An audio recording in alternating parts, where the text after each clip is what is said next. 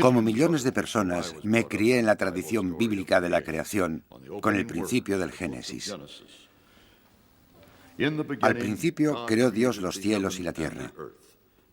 Díjose entonces Dios: hagamos al hombre a nuestra imagen y semejanza, para que domine sobre los peces del mar, sobre las aves del cielo, sobre los ganados y sobre cuantos animales se mueven sobre la tierra. Y creó Dios al hombre a imagen suya, a imagen del Dios que lo creó, y los creó macho y hembra.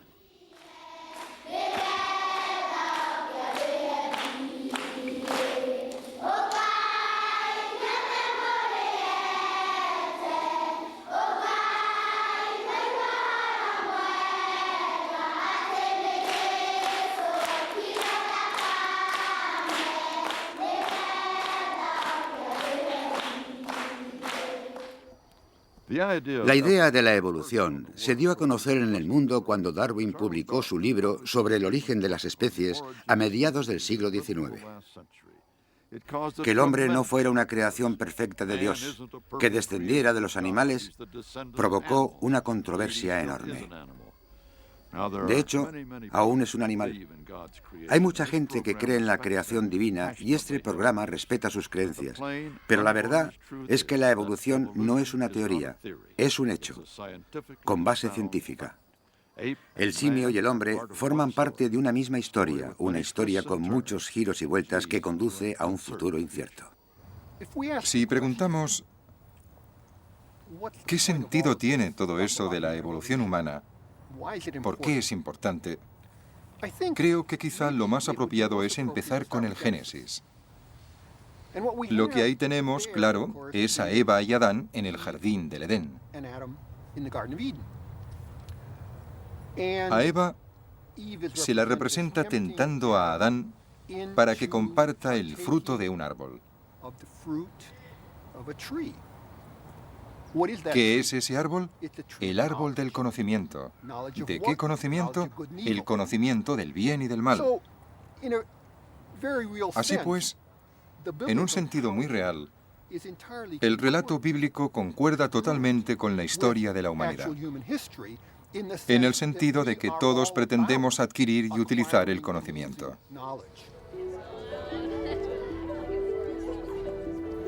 El modo como ha evolucionado nuestro cerebro nos ha permitido investigar nuestra propia evolución. En teoría somos seres inteligentes con voluntad. Podemos escoger. Somos el único organismo que puede hacerlo.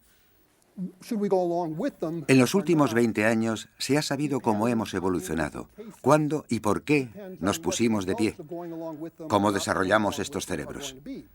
Pero ha habido mucha polémica en torno a cada detalle de nuestro pasado.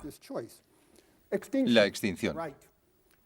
Lo que sabemos es que más del 99% de todos los linajes que han existido ya no están aquí.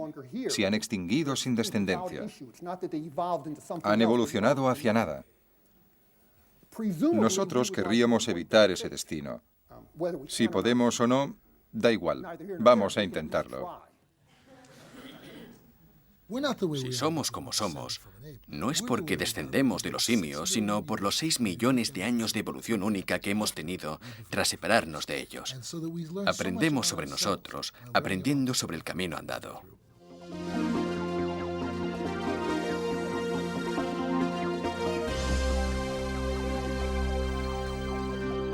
Los científicos han debatido durante años las relaciones de parentesco concretas entre nuestros antepasados. No estoy dispuesto a discutir los detalles. Hace unos años reuní en un programa de televisión a dos colosos de la especialidad, Richard Leakey y Don Johanson. Durante 15 años he visto fósiles que eran la estrella. Se olvidaban, regresaban y volvían a olvidarse. Bien. Vamos a distanciarnos algo. Claro que es importante, ni Don ni yo lo negaríamos. Claro. Pero no pienso decir si... ¿Pero me equivoco Creo o no? que sí. De acuerdo. Esto será divertido. He traído una especie de dibujo de cómo veo yo el árbol genealógico. Siempre estás preparado, Don. Yo acabo de llegar de Kenia con las manos vacías. He dejado un hueco Para mí. Para que dibujes tu interpretación del árbol No genealógico. tengo colores, no tengo recortables. Toma. No soy ningún artista. No puedo hacerlo. Pero fundamentalmente creo que la diferencia más importante... Mira, lo único que puedo hacer aquí es... ¿Lo sujetas? Sí, no... Es probable que hiciera esto. ¿Y por qué lo sustituirías? Creo que... Un interrogante. No discutían sobre la existencia de la evolución, sino sobre su recorrido, sobre el árbol genealógico humano. Los científicos discuten todo el tiempo, así se ganan la vida. Pero el estudio de los fósiles humanos ha hecho aflorar sentimientos fuertes. Después de todo, se trata de nosotros mismos. Lo que yo digo es mejor que lo que tú dices. Mis amigos odian a los tuyos. Todo eso se da en los departamentos de antropología y en las diferentes disciplinas antropológicas. Durante años, en lo que ha resultado más difícil ponerse de acuerdo ha sido en la idea de que la evolución no ha estado trabajando para crearnos. Nosotros simplemente ocurrimos. Lo más emocionante que nos han mostrado los fósiles es que la evolución no es como una escalera, sino que es como un arbusto. Que vamos a África hace 6 o 7 millones de años y allí había un simio, solo uno entre varios, que estaba más erguido, que era más bípedo, y que luego ese simio dio origen a toda una serie de especies.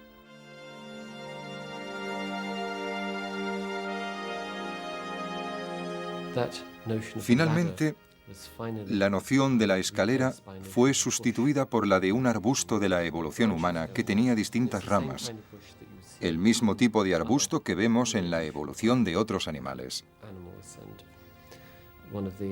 Uno de los cambios importantes que ha sufrido la antropología es la aceptación de que nuestra evolución debe situarse en ese mismo contexto. La paradoja es la siguiente. Somos especiales, pero el proceso que nos ha hecho especiales es un proceso normal que tiene lugar en todas las especies. Eso es lo que la convierte en una disciplina difícil y emocionante. Y por eso nos desconcierta tanto. Por un lado, queremos esa singularidad. Queremos decir, somos una nueva clase de animal. Pero por el otro lado, no lo somos. Tenemos los mismos antepasados, los mismos mecanismos biológicos, la misma estructura básica que cualquier otra especie del planeta.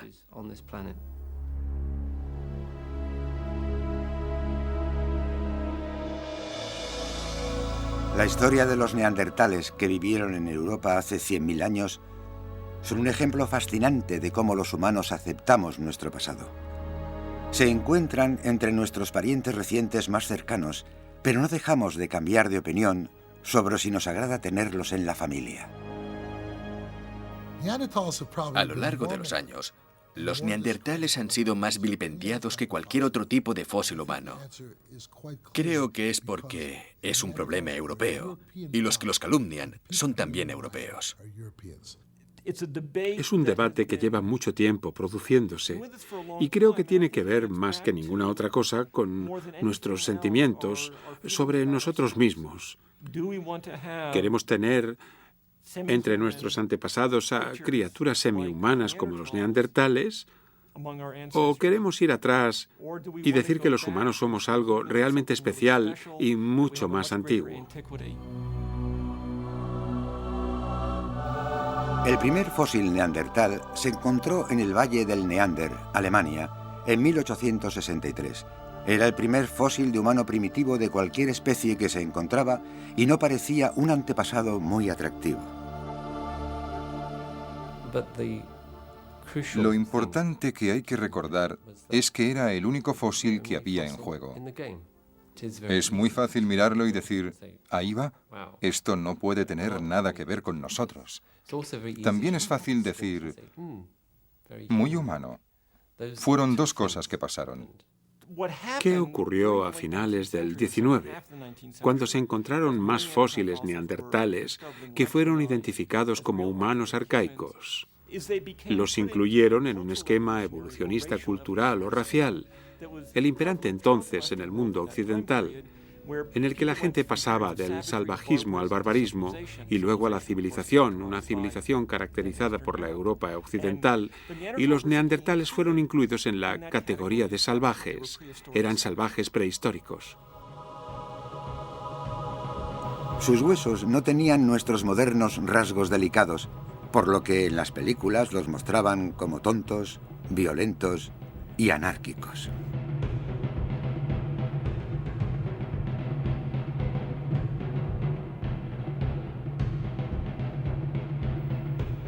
Los neandertales que se representan en estas películas tienen las rodillas flexionadas, el dedo gordo del pie oponible, los hombros anchos, un modo de andar pesado. Son los neandertales de la primera mitad del siglo XX. Y mezclado con eso, vemos una personalidad semihumana que solo piensa en la destrucción, la sangre, matar y en todo lo desagradable que se les ocurra. La interpretación salvaje y básicamente animal de los neandertales era solo una de las interpretaciones, porque también eran vistos como las criaturas de Dios, como la forma primitiva del hombre en el sentido del ser puro, no una bestia. Después de la Segunda Guerra Mundial, durante los años 1950 y 60, lo que pasó es que se descubrieron restos humanos mucho más antiguos, los que ahora llamamos Homo erectus y Australopithecus. El neandertal empezó a parecerse mucho más a nosotros y comenzó a ser visto como un ser muy cercano, casi idéntico a nosotros en términos de parentesco. Curiosamente, a medida que los neandertales se acercaban a nosotros en parentesco, se nos iban pareciendo más en el comportamiento. En la época de los hippies, cuando se quería creer que somos básicamente rusonianos, guapos y buenos, lo que encontramos fue que los neandertales no eran desagradables o brutos, sino pacíficos, tranquilos, cariñosos. Ponían flores en las tumbas de sus muertos, eran amables. La horrorosa sociedad industrial moderna era la responsable de todo lo desagradable de la naturaleza humana.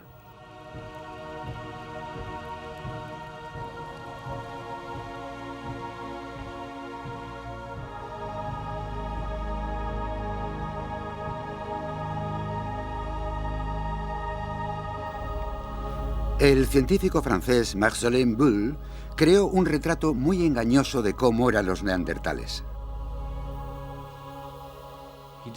Describió este fósil, este extraordinario esqueleto casi completo, como un ser encorvado, igual que la imagen clásica del hombre de las cavernas, el clásico salvaje.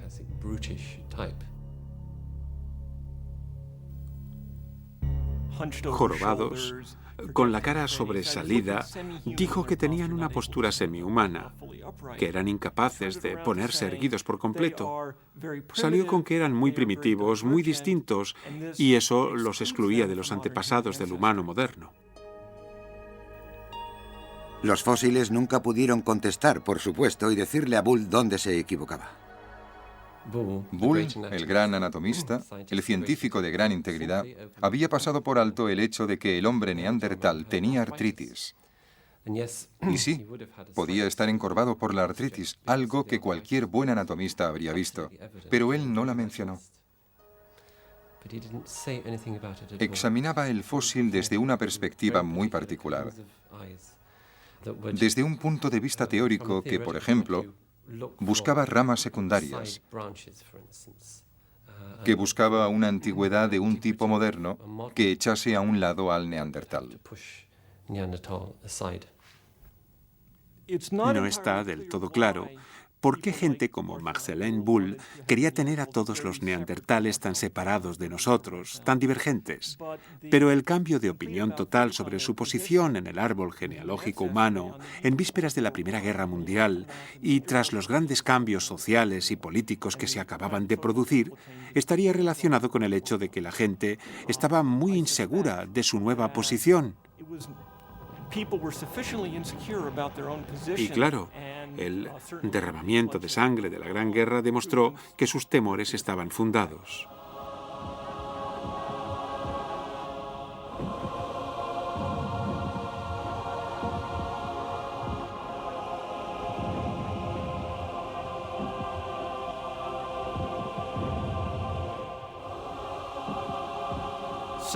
Lo que pasó es que, de repente, de una forma subconsciente, ya no se sentían cómodos descendiendo de algo menos humano que ellos mismos, y por eso cogieron a los neandertales, de quienes ya se sabía que eran bastante recientes, que solo tenían 50 o 100.000 años. Los cogieron e hicieron de ellos una rama divergente extinguida. Y buscaron mucho más atrás a antepasados parecidos a nosotros.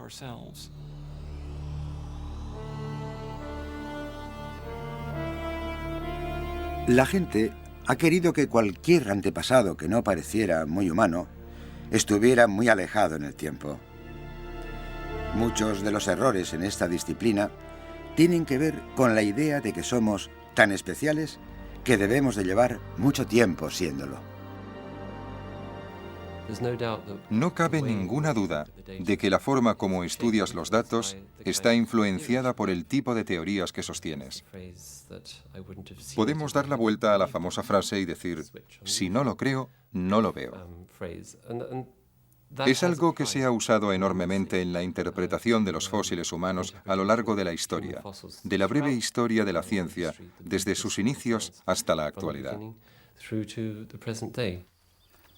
Y ese deseo, quizás subconsciente, de hacer que el hecho concuerde con la teoría, subyace en el mayor escándalo de la antropología. El cráneo del hombre de Pete Down prevaleció durante muchos años como una pieza clave de nuestra historia. Desafortunadamente, es un fraude.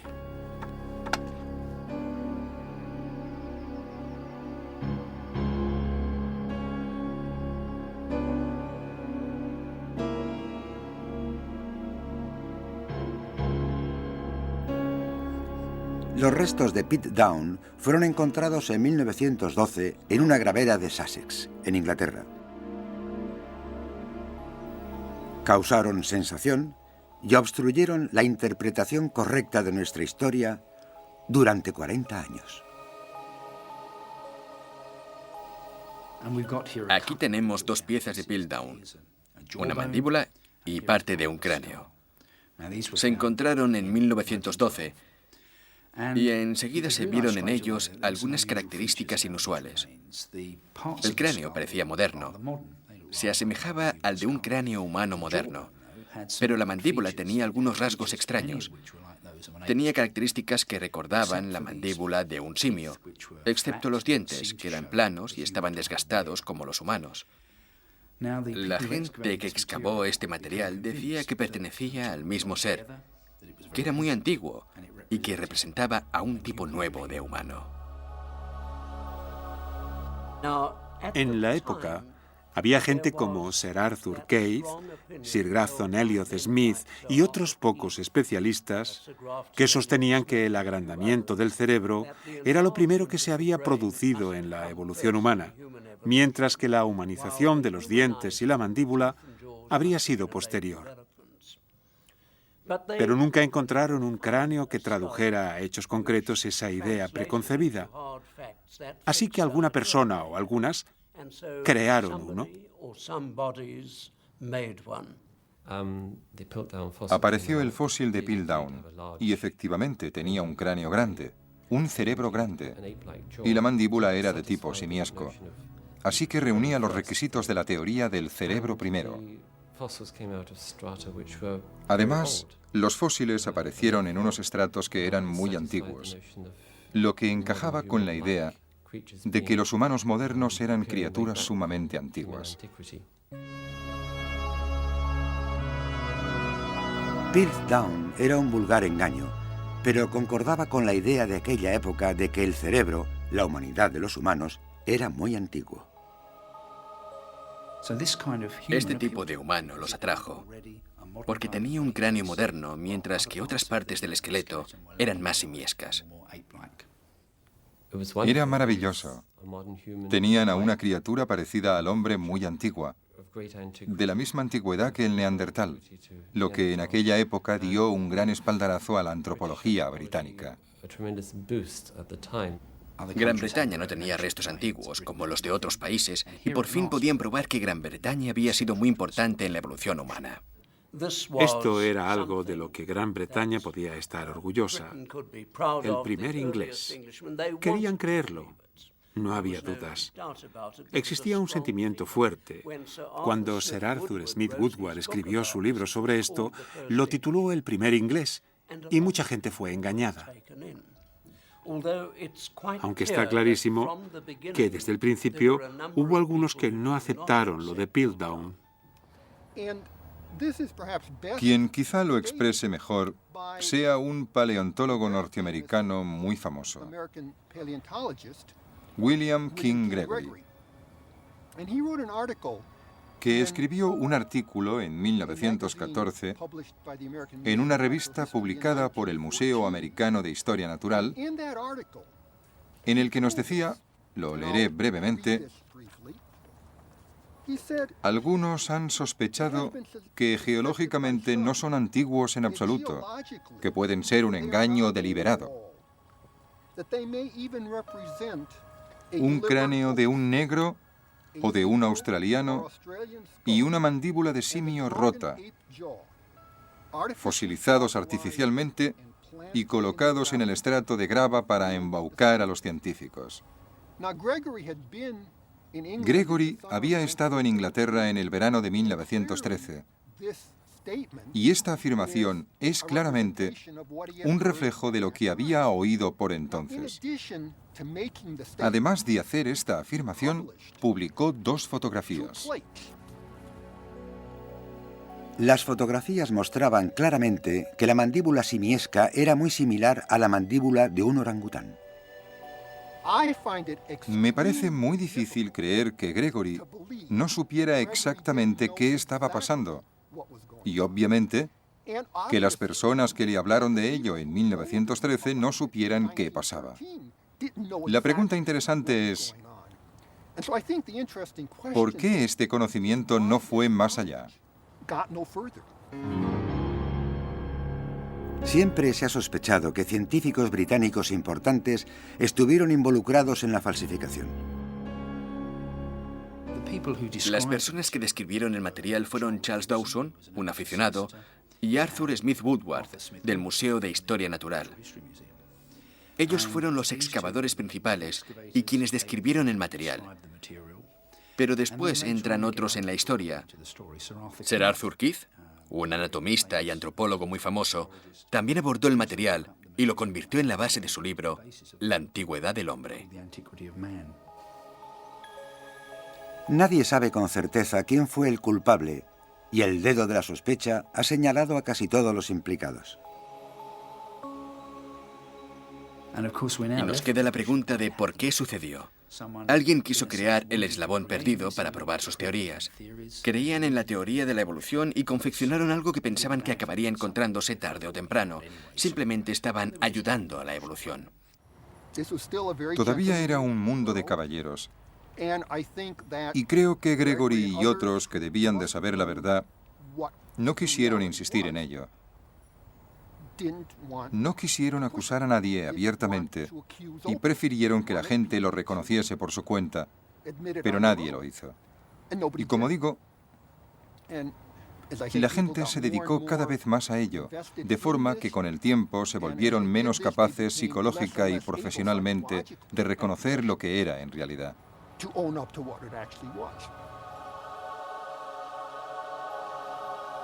En 1953 finalmente se publicó que Piltdown era un fraude, había engañado a los científicos durante 40 años.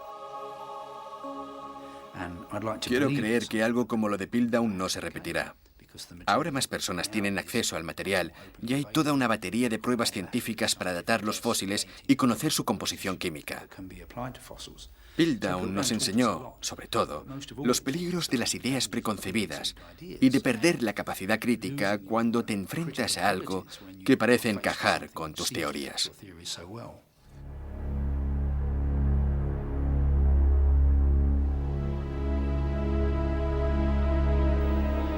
Piltdown fue un obstáculo para un fósil muy importante encontrado por entonces en Sudáfrica, el niño de Town. Esos fósiles fueron descubiertos por Raymond Dart en 1925. El primero era el cráneo de un niño pequeño, muy parecido al de un simio. Ahora sabemos que esas criaturas simiescas estuvieron entre los primeros miembros de la familia humana, pero en aquella época el niño de Town se enfrentó a varios problemas de aceptación. Uno de ellos fue la existencia de Piltdown.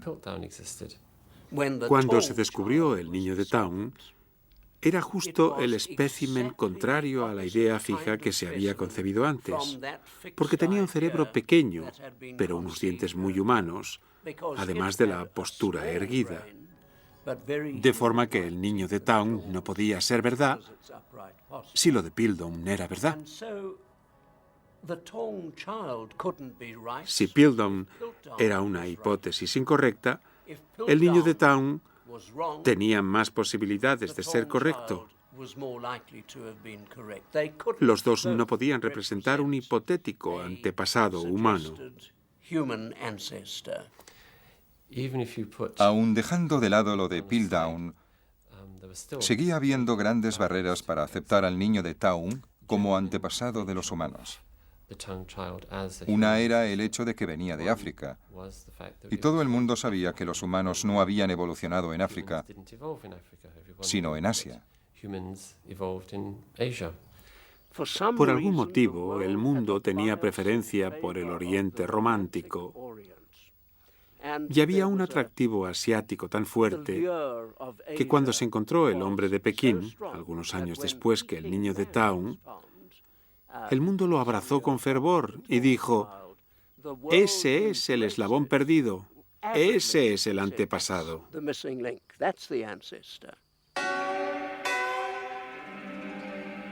En 1929, el descubrimiento del hombre de Pekín, un homínido fósil de hacía 1 millón de años, fue un alivio para la idea de nuestro origen asiático.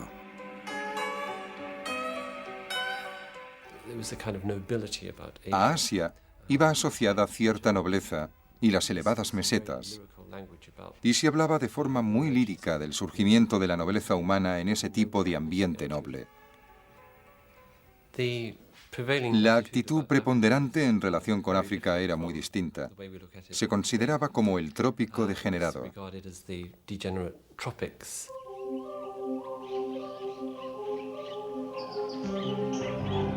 Según los prejuicios de la época, los humanos no podían venir de las selvas tropicales. Se sabía que los simios y los humanos eran muy afines, pero se explicaba que los simios se habían convertido en simios porque no habían intentado evolucionar en humanos decentes y trabajadores.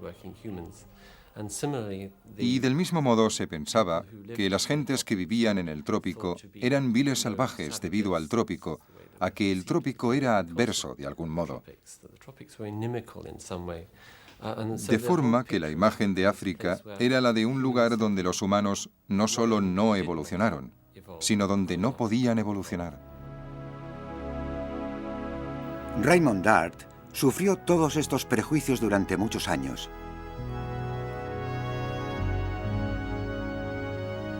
Finalmente, Robert Brun encontró un fósil como el del niño de Town, pero adulto, y las pruebas eran evidentes. Si no se hubiesen encontrado fósiles del mismo tipo, la percepción no habría cambiado. No sirve de nada que alguien te apoye diciendo que tienes razón si no aparecen más pruebas del mismo tipo. Con las pruebas cambias las ideas, y eso es lo que pasó en 1948.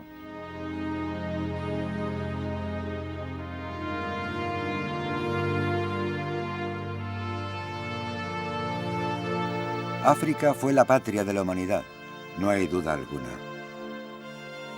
Pero para vencer los prejuicios, las pruebas tuvieron que ser abrumadoras.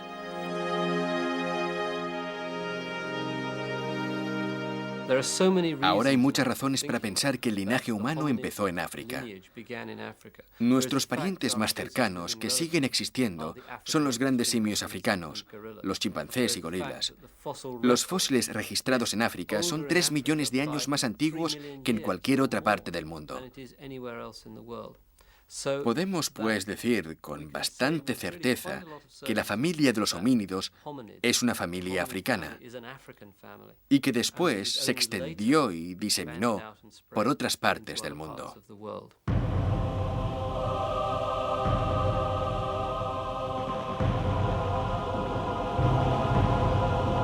Tras la Segunda Guerra Mundial, hubo la necesidad de entender las cosas tan terribles que se hacían los humanos. Raymond Dart dio con un fósil que parecía sugerir un largo pasado sangriento para la humanidad. Quizá la violencia estaba en nuestros genes. Parecía, por el daño causado a esta mandíbula, que estas criaturas se herían unas a otras, y de esa idea surgió una imagen de violencia inherente, una explicación a nuestro entusiasmo por dañar al prójimo. Esta noción ha sido remodelada muchas veces. Raymond Dart la remodeló hasta decir que éramos unos cazadores salvajes y que nuestros antepasados remotos utilizaron lo que él llamó una técnica de apaleamiento para matar a la presa y arrastrarla fuera de las fauces de las hienas. Las nuevas ideas de Dart atrajeron a la prensa a su excavación en Makapansgat. Dart pensó que los huesos que había encontrado acumulados allí habían servido como porras. Pensaba que habían sido reunidos para ese objetivo concreto. Sugirió que la parte inferior del húmero se seleccionaba como arma, como porra, y que era lo que se usaba para golpear a otros humanos en la cabeza y para golpear a los papiones. Era una de las armas principales, y pensaba que esos huesos indicaban que al principio éramos unos caníbales asesinos, que éramos cazadores poderosos, que podíamos matar a animales enormes, y esto dio mucho que hablar. Yo estaba muy imbuido de esas teorías, y otros, como el escritor americano Robert Ardrey, escribieron libros que fueron un éxito de ventas, empezando con Génesis en África, sobre el tema de los comienzos sanguinarios de la humanidad, de la transición depredadora del simio al hombre.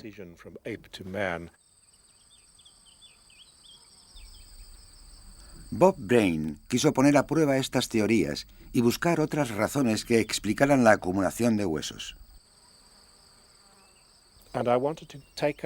Quería otra acumulación de huesos completa para ver si confirmaba lo que había dicho Raymond Dart sobre Makapansgat.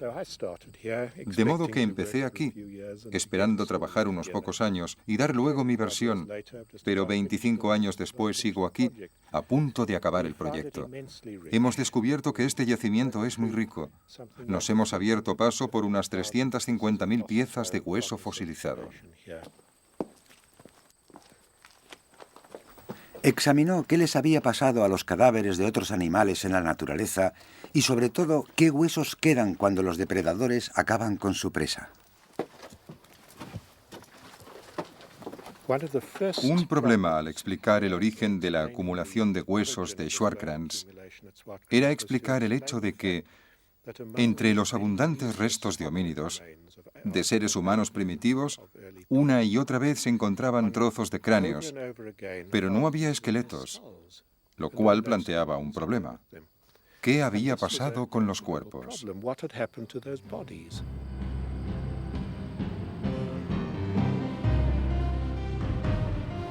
Lo que descubrió fue muy distinto a la idea de Dart sobre los homínidos sanguinarios.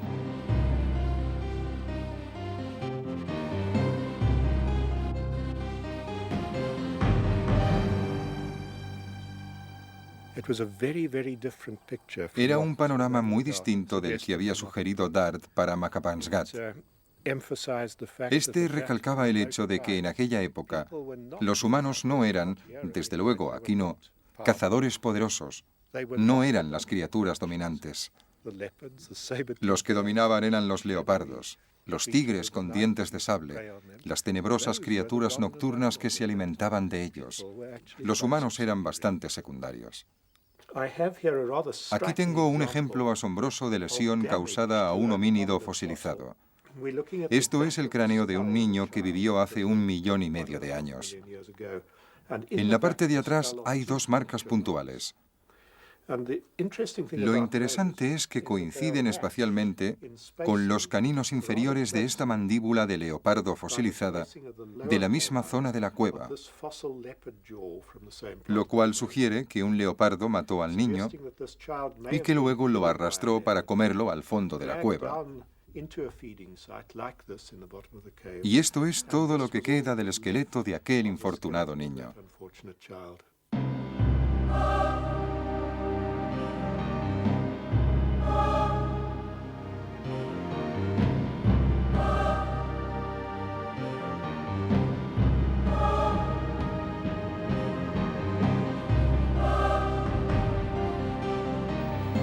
Lo que mostraban los huesos es que los homínidos eran los cazados, no los cazadores. Pero Dart no se consternó al ver que sus ideas quedaban invalidadas. Creo que Raymond Dart era un gran hombre de ciencia, porque simplemente hacía afirmaciones que requerían una respuesta. Y eso es lo que él quería. Y cuando encontrabas una interpretación alternativa, como hice yo, se ponía contentísimo. Creo que hay 2 tipos de científicos. Los que erigen señales a 30 kilómetros en la carretera y los que son más cautos y siguen su estela buscando los detalles, avanzando lentamente, centímetro a centímetro, hacia las señales. Dart era un científico de los que erigen señales a larga distancia. Considero que necesitamos los 2 tipos. Pienso que la historia de la gente que ha estudiado la evolución humana está llena de personajes muy enriquecedores. Y eso da la impresión de que se trata de figuras titánicas que debaten teorías concretas sobre si los humanos evolucionan en África o no, si el cerebro evolucionó antes que el bipedismo. Y creo que eso refleja la naturaleza de nuestra especialidad. Y también el hecho de que durante mucho tiempo no había pruebas. Los fósiles eran poco frecuentes y cada descubrimiento invalidaba las teorías anteriores. Lo que hemos visto en los últimos 20 años es un cambio total. El registro fósil es mucho mejor de lo que era. Ahora hay fósiles a miles, no a cientos. El otro cambio es que hay mucha más gente trabajando desde enfoques distintos. Y es que antes los fósiles eran centrales y todo el mundo los consideraba el principio y el fin de la historia de la evolución.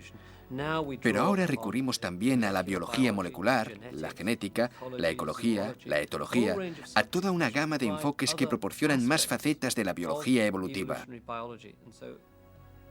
La materia se ha ampliado e intenta dar una versión desde perspectivas distintas.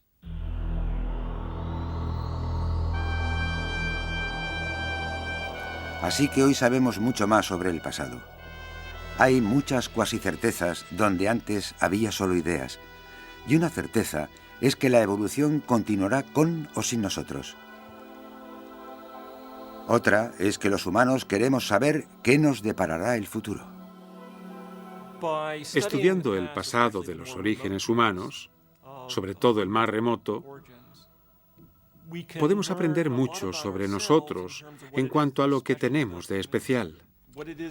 Si podemos proyectar nuestras visiones de la naturaleza humana al pasado, a los neandertales entre otros, entonces con suerte podremos aprender algo sobre lo que forma parte del ser humano y lo que forma parte del mundo tan complejo y artificial que hemos creado a nuestro alrededor en los últimos 1000 años con la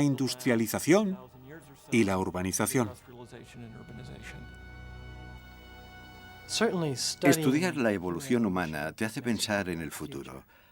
Hace que te des cuenta del mucho bagaje que llevamos con nosotros, de que somos, en cierto sentido, una gallina en corral ajeno. Vivimos en un entorno totalmente distinto de aquel en el que evolucionamos.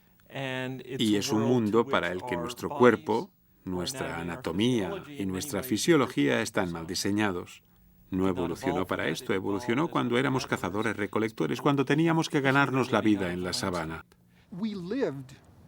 Hemos vivido como cazadores-recolectores más del 99% de nuestra historia, de forma que nuestros sentimientos, específicamente humanos, se formaron en ese entorno. Pero ya no vivimos en ese entorno.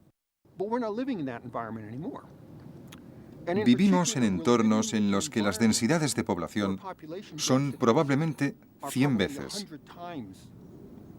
mucho más de 100 veces mayores de lo que eran.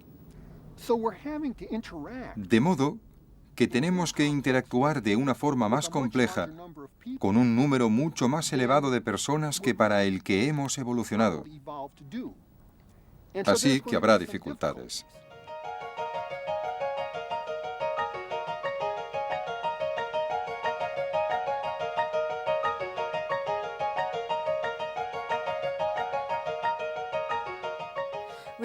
Cuando los humanos se multiplican más de lo que puede soportar una zona, hay guerras, genocidios, crueldad y miseria.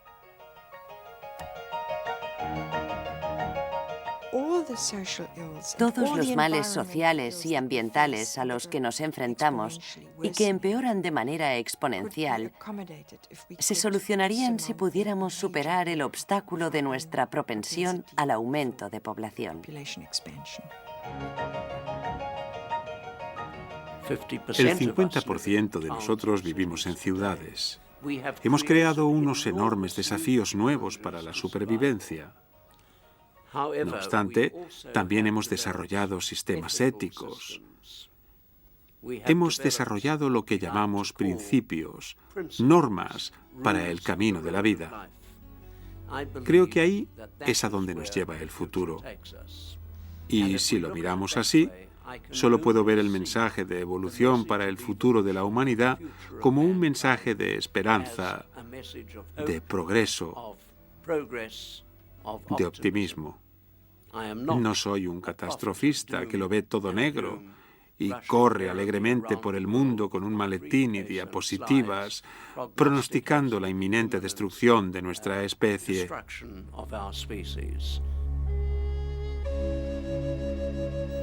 Pero a fin de cuentas, no somos más que otra especie animal y todas desaparecen.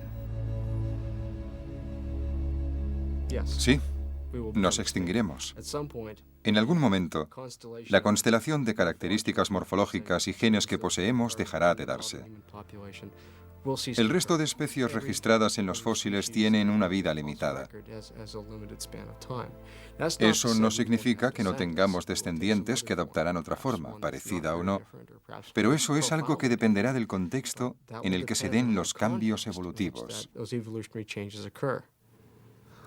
El futuro de nuestra especie es totalmente desconocido. Y por ese motivo no tengo una opinión. No puedo opinar sobre qué pasará.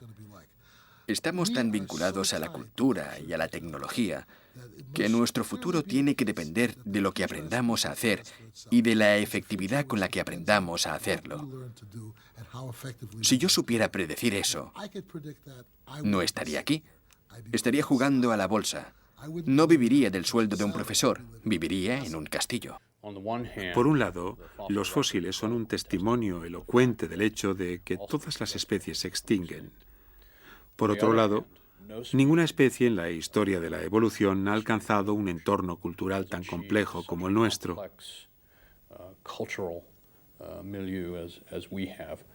De hecho, nos hemos ido protegiendo de las fuerzas de la evolución de muchas maneras, de forma que el futuro de nuestra especie está en nuestras manos en gran medida.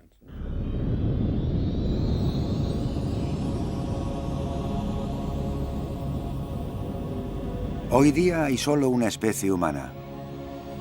Me pregunto si podríamos dividirnos en 2 o más especies, como ya hicimos en el pasado. Aunque es imposible que ese tipo de divergencia se dé hoy día, porque no puede haber tanto aislamiento, sí podríamos estar cerca de una era espacial en la que habría aislamiento de humanos de un modo que no conocemos desde que los humanos habitábamos solo en África.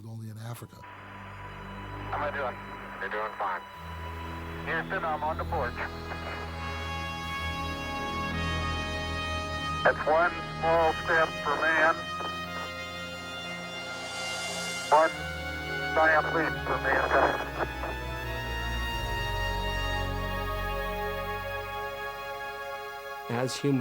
Cuando los humanos colonicen el sistema solar, las poblaciones que vivan en otros planetas o en otras lunas acabarán divergiendo unas de otras.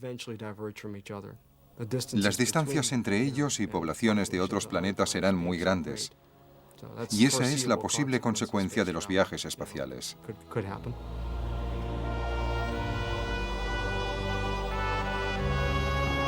Fundar colonias en otros planetas aún es ciencia ficción. Por ahora y para nosotros, la evolución seguirá resolviendo los problemas y jugando a su juego del azar. Creo que el modo como vive la gente hoy ilustra muy bien la forma como funciona la evolución. Si le preguntamos a alguien de Nueva York o de Etiopía cómo evoluciona, se reirá y dirá que es una pregunta estúpida. Pero si les preguntáramos qué problemas de supervivencia tienen, contestarían la falta de dinero, o de atención médica, o la escasez de comida, lo que fuera. Entonces, veríamos que los problemas a los que nos enfrentamos son de supervivencia cotidiana. Lo que nos recuerda que la evolución no es ir en una dirección determinada, hacia un punto concreto, sino que tiene que ver con las adaptaciones a corto plazo. La evolución no es más que el efecto acumulado de todas esas decisiones y sucesos a corto plazo.